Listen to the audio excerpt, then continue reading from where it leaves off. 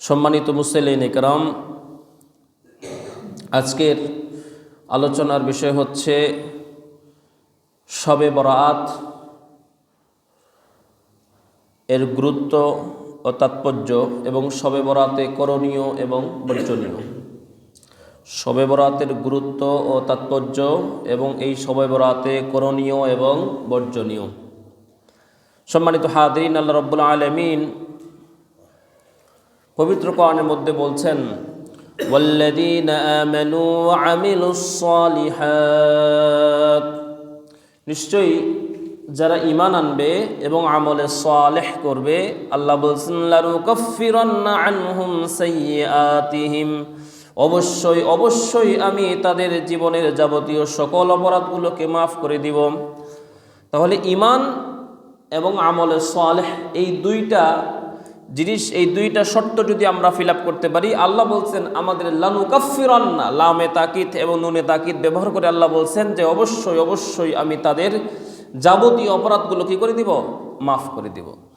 সূরা আল কাহাফ 18 নম্বর সূরা আল কাহাফের শেষ দিকে 107 নম্বর আয়াত আল্লাহ বলছেন, ইন্নাল্লাযীনা আমানু ওয়া আমিলুস সালিহাতি কানাত লাহুম জান্নাতুল ফিরদাউসি নুজুলা, নিশ্চয় যারা ঈমান আনবে আমলে সালেহ করবে, রব্বুল আলামিন তাদের জন্য জান্নাতুল ফিরদাউস কি করে রেখেছেন? তাদের মেহমানদারির জন্য প্রস্তুত করে রেখেছেন। তাহলে ঈমানের সাথে সাথে কি লাগবে? আমল লাগবে।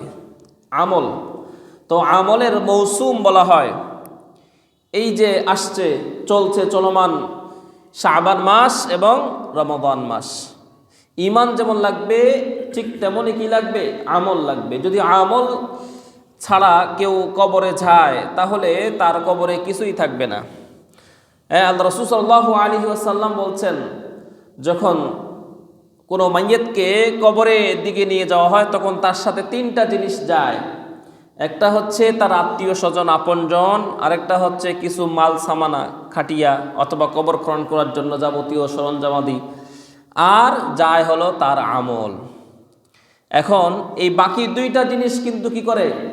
যখন মাইয়িতকে দাফন করা হয় তখন ফিরে আসে, আত্মীয় স্বজন আপনজন ফিরে আসে, মাল সামানা ফিরে নিয়ে আসা হয়, কিন্তু একটা জিনিস তার সাথে থেকে যায়, সেটা হচ্ছে কি? আমলে সালেহ।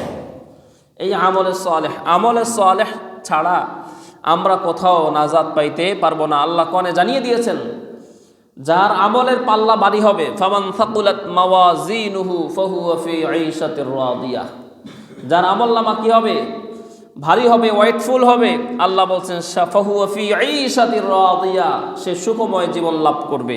আর আম্মা মান খাফফাত মাওয়াজিনুহু ফাউম্মুহু হাবিয়া, আর যার আমলের পাল্লা কি হবে? হালকা হবে, তার স্থান হবে কোথায়? হাবিয়া। তো সম্মানিত হাদিরিন, তো আমলের মৌসুম চলছে এই শাবান মাস এবং আগত রমজান মাস। তো এই শাবান মাসে যে ফজিলতগুলো আসছে, তার মধ্যে অন্যতম একটা ফজিলতপূর্ণ রাত হচ্ছে যেটা আমাদের সমাজে বলা হয়ে থাকে শবে বরাত নামে। কি নামে? শবে বরাত। আমরা আগে শবে বরাত শব্দের অর্থ জানি। শবে বরাত পুরা শব্দটাই হচ্ছে ফার্সি। সব শব্দের অর্থ হলো রাত, আর ফার্সিতে বরাত শব্দের অর্থ হলো ভাগ্য। সব শব্দের অর্থ হচ্ছে রাত, আর বরাত শব্দের অর্থ হলো কি? ভাগ্য। তো এইভাবে যদি অর্থ করা হয় ফার্সিতে, তাহলে অর্থ দাঁড়ায় যে এটা ভাগ্য রজনী। কি রজনী? ভাগ্য রজনী। কিন্তু ভাগ্য রজনী যদি আমরা এই লাইলাতুন মিন নিসফে শাবান অর্থাৎ শাবান মাসের 15তম রাত্রিকে ভাগ্য রজনী বলি, তাহলে এই কথাটা কোরআনের সাথে, পবিত্র কোরআনের সাথে সম্পূর্ণ সাংঘর্ষিক হয়ে যায়। যেমন রব্বুল আলামিন কোরআন নাজিল করেছেন, ইন্না আনজালনাহু ফি লাইলাতিল কদরি ওয়া মা আদরাকা মা লাইলাতুল কদর। আল্লাহ নিজেই বলছেন, আমি তাকে অবতীর্ণ করেছি কদরের রাত্রিতে। এবং আরেক আয়াতে রব্বুল আলামিন বলছেন, শাহরু রমাদানাল্লাযী উনজিলা ফীহিল কুরআনু হুদাল লিন্নাস, আমি রমজান মাসে কি করেছি? এই কোরআনকে নাজিল করেছি। তাহলে বোঝা যায় যে লাইলাতুল কদরটা হচ্ছে বা ভাগ্য রজনীটা হচ্ছে মূলত কোথায়? কোন সময়? রমজান মাস। তাহলে এই শবে বরাতের মূল অর্থ হবে এমন যে সব শব্দের অর্থ রাত, আর বরাত শব্দের রাতে আরবি একটা শব্দ, আরবিতে যদি এর অর্থ করা হয়, বরাত শব্দের অর্থ হলো মুক্তির রাত। কি রাত? মুক্তির রাত। তাহলে শবে বরাত শব্দের অর্থ হবে মুক্তির রজনী বা মুক্তির রাত, যেটা হাদিস দ্বারাও প্রমাণিত। শবে বরাত অর্থ হবে মূলত, দুটা যদি ফার্সিতেও অর্থ করা হয় তাহলে এটার অর্থটা সঠিক হবে না। যেটা বোঝানো হচ্ছে সেটার আরবি হবে লাইলাতুল কদর, যেটা রমজান মাসে রয়েছে। আর যদি বরাত শব্দের অর্থ আরবিতে ধরা হয়, প্রথমটা ফার্সি, দ্বিতীয়টা হচ্ছে কি আরবি, তাহলে হবে এটা কি মুক্তি রজনী, মুক্তির রাত। এটাও হাদিস দ্বারা প্রমাণিত। যেমন আল্লাহ রাসূল সাল্লাল্লাহু আলাইহি ওয়াসাল্লাম বলছেন, সুনান ইবনে মাজাহ 1390 নম্বর হাদিস এবং মিশকাতুল মাসাহবিহ এর 1306 নম্বর হাদিস, সহিহ ইবনে হিব্বানের মধ্যে আসছে, সহিহ ইবনে হিব্বানের 5717 নম্বর হাদিস। عن أبي موسى الأشعري رضي الله تعالى عنه قال قال رسول الله صلى الله عليه وسلم إن الله تعالى لا يطلع في ليلة النصف من شعبان فيغفر لجميع خلقه إلا لمشرك أو مشاحن। আল্লাহ রাসূল বলছেন, নিশ্চয়ই রব্বুল আলামিন লাইলাতুন মিন নিসফি শাবান, নিসফে শাবান বলা হয় রমজানের 15তম রাতে আল্লাহ রাব্বুল আলামিন তার বান্দার প্রতি অর্থাৎ দুনিয়াবাসীর প্রতি মনোনিবেশ করেন। আর ফায়াগফিরু লিজামিই খালকিহি, এবং ওই রাত্রিতে রব্বুল আলামিন তার সমুদয় বান্দার সবাইকে তিনি মাফ করে দেন, অর্থাৎ মুক্ত করে দেন। ইল্লা, তবে হ্যাঁ, দুই শ্রেণীর মানুষকে ব্যতীত। তারা হচ্ছে কারা? লিমুশরিকিন আও মুশাহিনিন, তারা হচ্ছে মুশরিক অর্থাৎ যারা আল্লাহর সাথে শিরিক করে, আর একটা হচ্ছে মুশাহিন যারা হিংসুক, যারা কি করে মানুষের সাথে হিংসা পোষণ করে। এই দুই শ্রেণীর মানুষ ছাড়া রব্বুল আলামিন সবাইকে কি করে দেন? মাফ করে দেন, মুক্ত করে দেন, জাহান্নাম থেকে মুক্ত করে দেন। তাহলে এই হাদিস দ্বারা বোঝা যায় যে শবে বরাত শব্দের অর্থ মূলত হচ্ছে মুক্তির রাত। কিসের রাত? মুক্তির রাত, হ্যাঁ, গুনাহ মাফের রাত। এটা যদি অর্থ করা হয় তাহলে এটার অর্থ কি থাকবে? ঠিক থাকবে। তো সম্মানিত হাদিরিন, তারপরও হাদিসে এই শবে বরাতের একটা আরবি আসছে, যেটা আমরা একটু আগে জানলাম, লাইলাতুন মিন নিসফি শাবান, লাইলাতুন মিন নিসফি শাবান।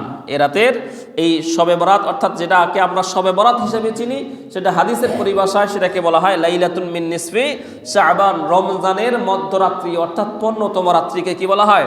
লাইলাতুন মিন নিসফি শাবান বলা হয়ে থাকে। তো যাই হোক সম্মানিত হাদিরিন, তো এই লাইলাতুন মিন নিসফি শাবান বলি আর আমাদের সমাজে আমরা শবে বরাত বলি, যাই বলি না কেন, তো এটা হচ্ছে একটা মুক্তির রাত। কিসের রাত? মুক্তির রাত, যেটা আল্লাহ রাসূল সাল্লাল্লাহু আলাইহি ওয়াসাল্লাম বলছেন যে আল্লাহ রাব্বুল আলামিন এই রাতে তার বান্দাদের প্রতি কি করেন? মনোনিবেশ করেন, তার বান্দাদের দিকে ঘুরে তাকান, এবং আল্লাহ রাব্বুল আলামিন এই রাত্রিতে ফায়াগফিরু লিজামিই খালকিহি, তার সৃষ্টির সবাইকে তিনি মাফ করে দেন, ইল্লা লিমুশরিকিন আও মুশাহিনিন, তবে যারা শিরিক করে তাদেরকে ছাড়া, এবং যারা কি করে? হিংসা করে, এদেরকে আল্লাহ রাব্বুল আলামিন ক্ষমা করেন না। তাহলে এই হাদিস দ্বারা, এই হাদিসটা হাসান পর্যায়ের হাদিস, এবং কোন কোন হাদিস গ্রন্থে এটাকে সহিহ হিসেবে উল্লেখ করা হয়েছে।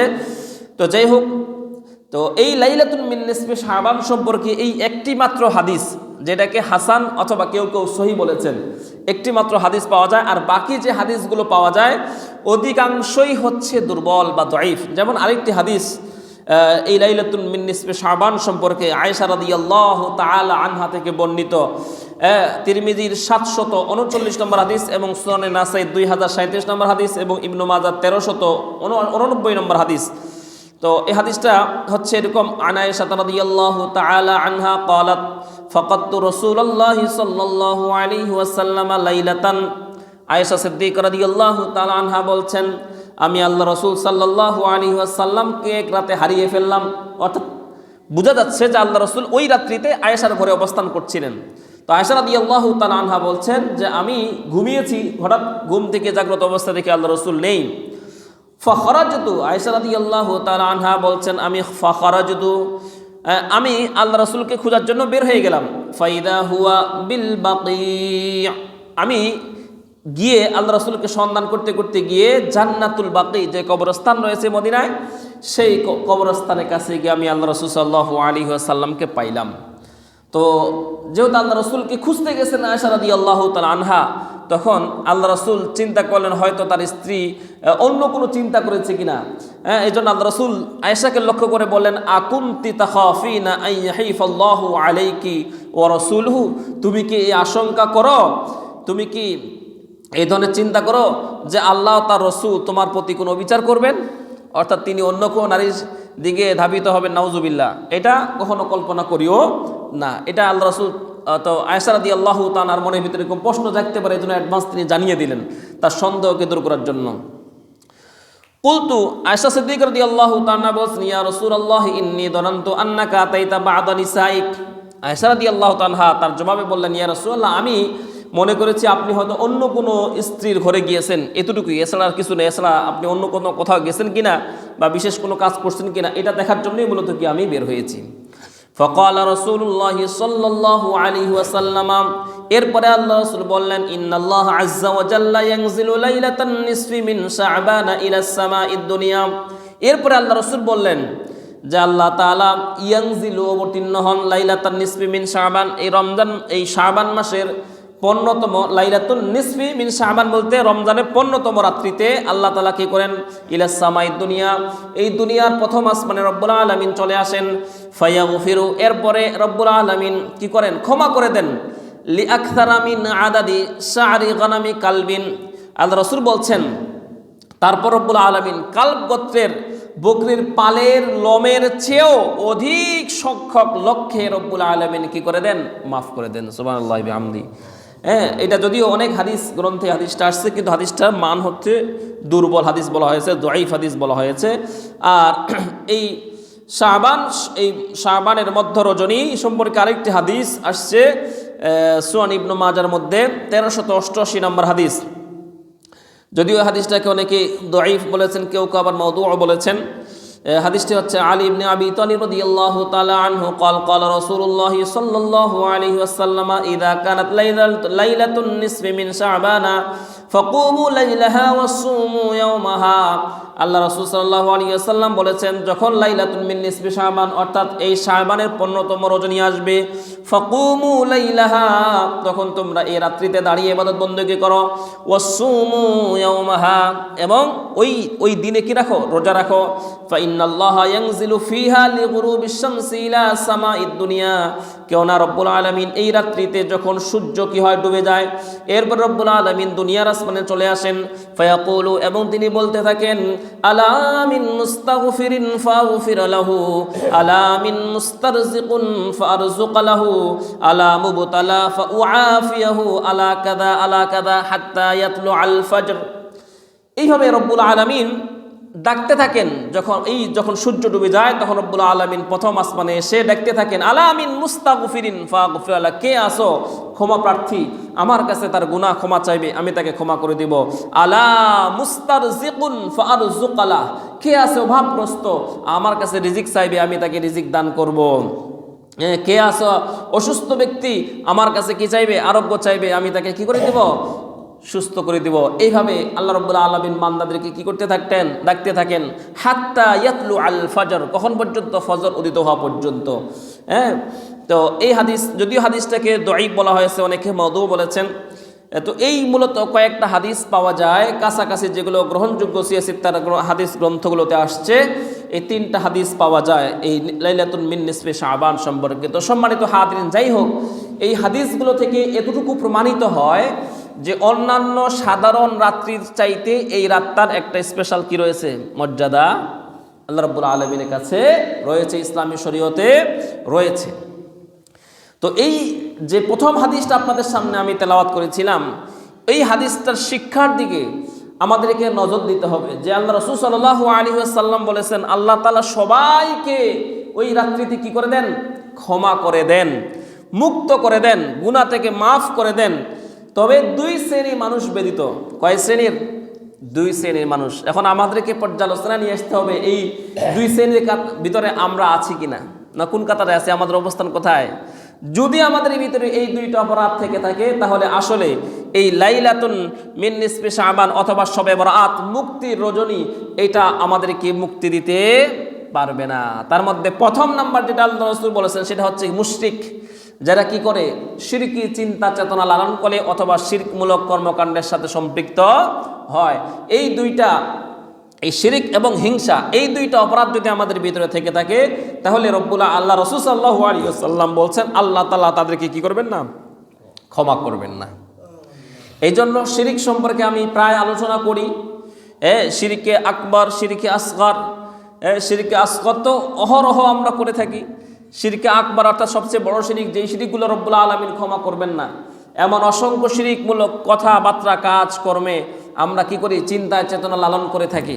বিভিন্ন দিবস আমরা পালন করি, বিভিন্ন জায়গায় আমরা শ্রদ্ধা নিবেদন করি, যেটা শ্রদ্ধা একমাত্র ভালোবাসা আন্তরিকতা হওয়া কার জন্য ফরজ, আল্লাহর জন্য, সেটা আমরা অন্য কোনো জায়গায়, অন্য কোনো বেদির উপরে, অন্য কোনো গুরুত্বপূর্ণ জায়গায় গিয়ে আমরা কি করে থাকি, শ্রদ্ধা নিবেদন করি। এগুলো সম্পূর্ণ কিন্তু শিরিকমূলক কর্মকাণ্ড এবং এগুলো শিরকে আকবর। অথচ আমরা অনেকেই জানিও না জানা ভান করে থাকি, অথবা অনেকেই অধিকাংশে আমরা জানি না। যদি এই সমস্ত কর্মকাণ্ড করি তাহলে আল্লাহ রাসূল সাল্লাল্লাহু আলাইহি ওয়াসাল্লামের ভাষ্য অনুযায়ী এই মুক্তি রজনী আমাদেরকে মুক্তি দিতে পারবে না।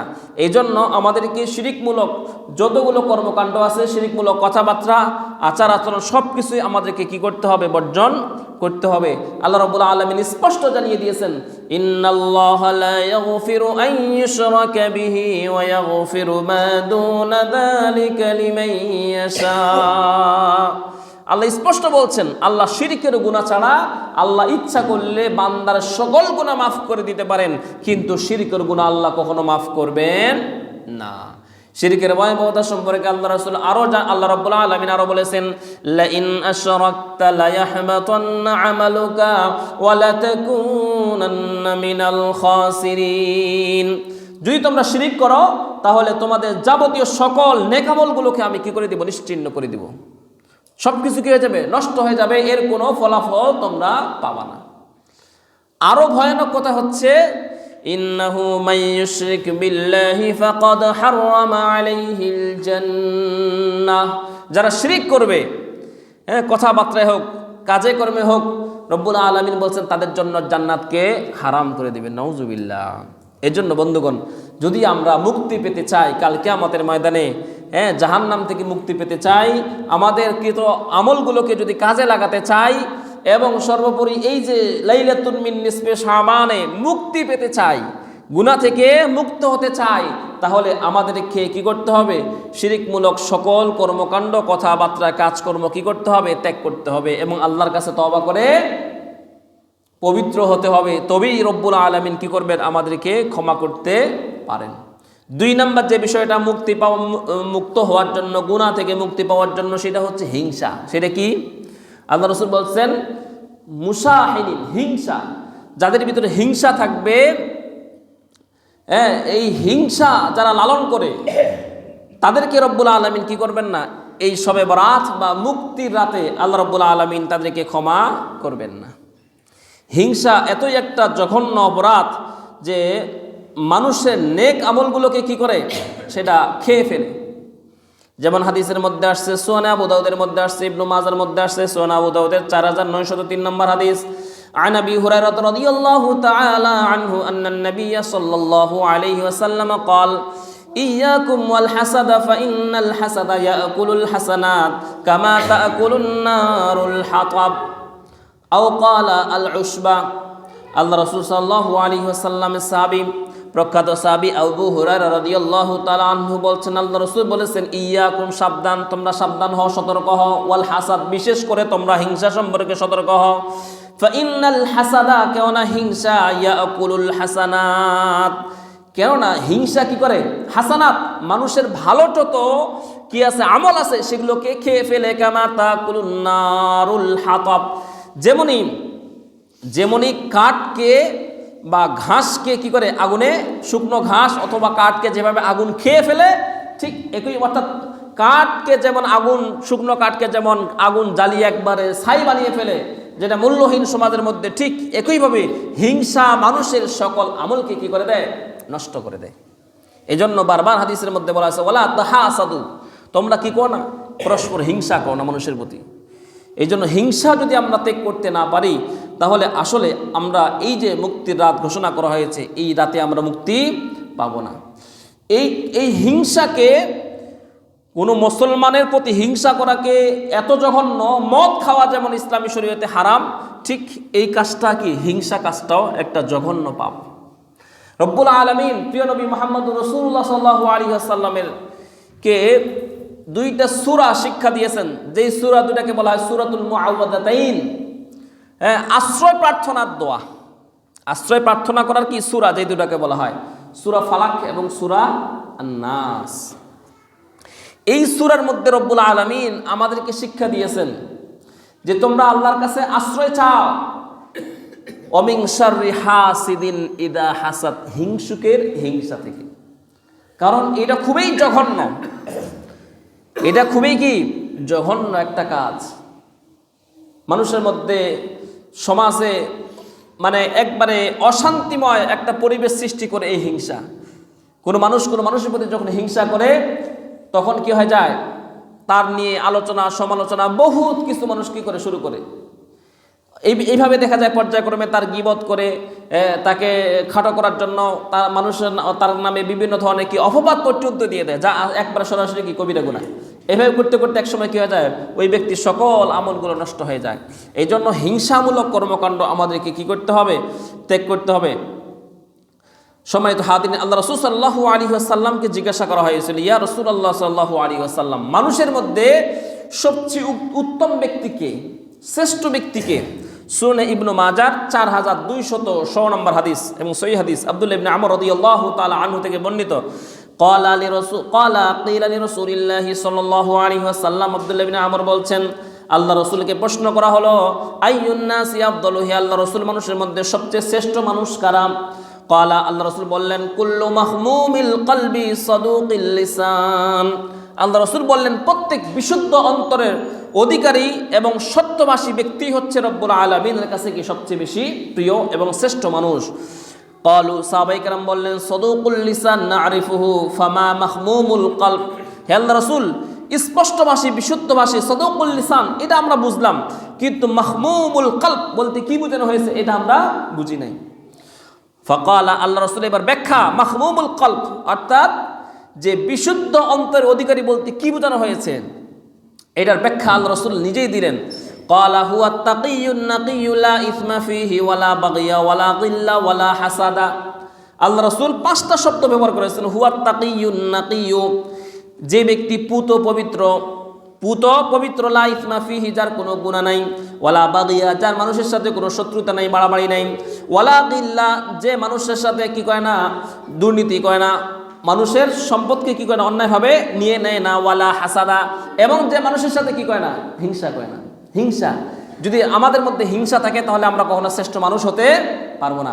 এই জন্য বন্ধুগণ, এই লাইলাতুল মিন নিসফি শাবানের যদি আমরা মুক্তি পেতে চাই, নিজেদের গুনাহগুলোকে মাফ করাতে চাই, তাহলে আমাদেরকে শিরিক যেমন বর্জন করতে হবে, ঠিক একইভাবে আমাদেরকে পরস্পরের প্রতি হিংসা বিদ্বেষ কি করতে হবে, দূর করতে হবে। আজকে বহুত মানুষ আপন ভাইয়ের সাথে কি করে, হিংসা করে, একই পাশাপাশি বসবাস করে কিন্তু তার সাথে হিংসা করে, কোনো কারণ ছাড়াই কি করে, হিংসা করে। এজন্য হিংসাকে যদি আমরা বর্জন করতে না পারি তাহলে কিন্তু আমরা আল্লাহর পক্ষ থেকে যে স্পেশাল যে একটা ক্ষমা করার রাত যে ঘোষণা করা হয়েছে সেই ক্ষমার যোগ্য আমরা হতে পারবো না। এই জন্য হিংসাকে আমরা বর্জন করি এবং শিরিকমূলক যাবতীয় কর্মকাণ্ড আমরা কি করি, ত্যাগ করি। রব্বুল আলামিন আমাদেরকে সকল প্রকার শিরিকমূলক কর্মকাণ্ড থেকে মুক্ত হওয়ার তৌফিক দান করুক এবং যাবতীয় সকল প্রকার হিংসামূলক কথাবার্তা আচরণ বর্জন করে এই লাইলাতুল মিন নিসফি শাবানের জন্য আমরা আমাদের গুনাহগুলোকে ক্ষমা করে নিতে পারি। রব্বুল আলামিনের কাছে আল্লাহ তাআলা আমাদেরকে সেই তৌফিক দান করুক, আমিন।